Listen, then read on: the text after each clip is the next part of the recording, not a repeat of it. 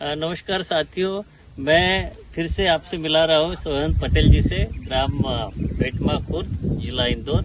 और इस समय पे हम जिस फसल में खड़े हैं वो वैरायटी NRC 142। ये इसका एक प्रदर्शन प्लॉट इनको मिला है। 30 किलो 1 एकड़ के हिसाब से एक प्रदर्शन प्लॉट के लिए बीज दिया गया था। और ये जो आप खेत देख रहे हैं इस समय पे फूल आने की अवस्था में है। आप देख रहे हैं कि बैंगनी रंग के इसमें फूल आते हैं। और जो है BPF तकनीकी से इन्होंने बोया है। 18 इंच जो कतारों की दूरी है और 142 की स्थिति इस समय पे आप देख रहे हैं। कितने दिन की फसल होगी सोहन जी? सर ये 23 जून की लगी थी सर, 44 45 दिन की। हाँ सर। इसमें फूल अभी अभी आना शुरू हुए कि सर इसमें फूल तो अपने को 39 दिन में दिखने अच्छा। लगे थे कुछ पौधों में। हाँ। बाकी अभी पूरे पौधे में आ गए सर। तो ये अभी हम देखेंगे। देखिए फ्लावरिंग भी बहुत अच्छी है, यहाँ पे आप दिखा सकते हैं। तो बैंगनी रंग के फूल आप देख रहे हैं और बहुत जबरदस्त फूल है। और इसके साथ में मैं एक यहाँ पे देख पा रहा हूँ कि खरपतवार नियंत्रण बहुत अच्छी तरह से आपने किया है। तो आप इसका राज बताइए कि किस दवा से या किस प्रकार से आप खरपतवार को कंट्रोल करते हैं? जी सर, मैंने 23 तारीख को बोया था सर जी। और 23 तारीख को शाम को ही पानी गिर गया था। अच्छा। तो मैंने 24 तारीख को सुबह मैंने दूसरी जमीन बोने के काम छोड़ के और इसमें पहले स्प्रे करा। अच्छा, कौन सी खरपतवार नाशक का? अथॉरिटी नेक्स्ट या सल्फेंट्राजोन जो होता है ना, या उसी जो बोनी के तुरंत बाद उपयोगी 72 घंटे के अंदर वाली जो दवाई अथॉरिटी नेक्स्ट, उसका आपने छिड़काव किया है। तो उससे ये इतना अच्छा आपको खरपतवार नियंत्रण यहाँ पे दिख रहा है। हाँ सर। अच्छा, एक बात बताइए कि ये जो वैरायटी आप लगाए है 142, ये तो खाने के लिए उपयोगी भी है।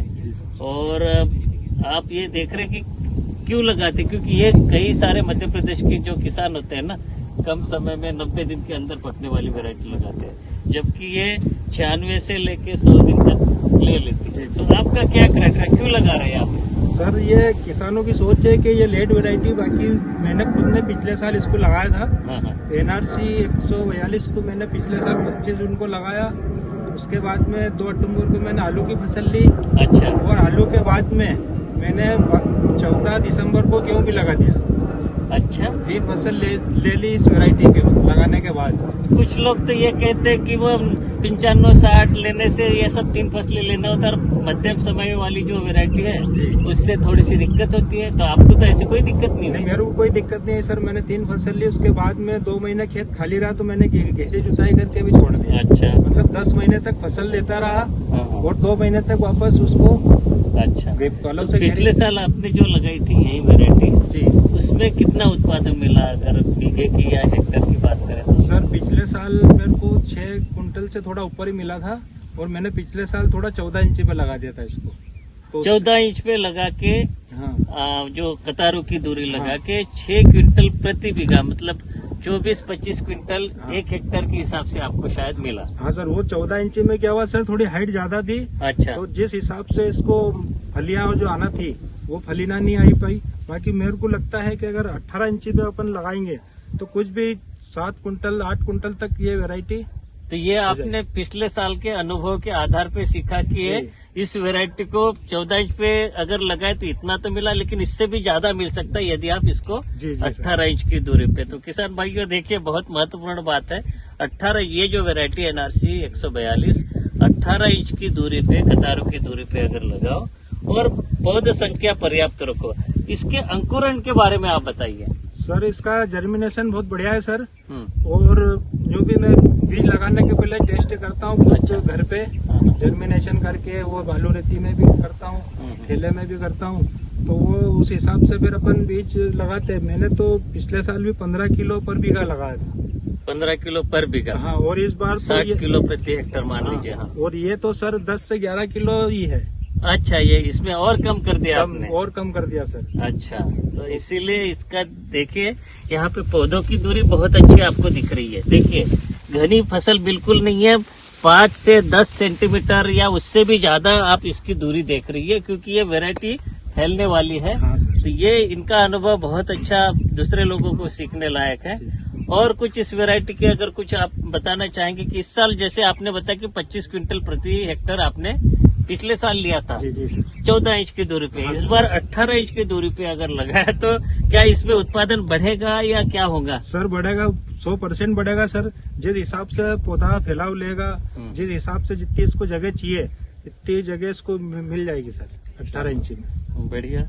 देखिए मुझे तो इनका जो कहना है देखते हुए, देखिए फ्लावरिंग यहाँ पे देखिए जी बहुत जबरदस्त यहाँ पे फ्लावरिंग दिखाई दे रही है और इंटर नोड्स पे हर नोड पे आप फ्लावरिंग देख रहे हो ऊपर तक। जी सर। तो मुझे नहीं लगता कि कोई शंका होनी चाहिए कि 30 क्विंटल तक प्रति हेक्टर तक इसका उत्पादन ना हो। जी सर। तो बहुत बढ़िया आपकी फसल है और मुझे तो आपका खेत पसंद आया, वैरायटी तो है ही और निंदा नियंत्रण बहुत अच्छा आपने किया। उसके बाद में जो कोई जो डोरा चला या कुल्पा चला या लेबर से भी कुछ किया है कि बस केवल वही दवा डाल के? नहीं, दवाई डालने के बाद में भी सर डोरा भी चलाया। डोरा चलाया? हाँ सर, डोरा चलाने के बाद में भी 2-3 दिन पहले निंदा भी दिया इसको। अच्छा।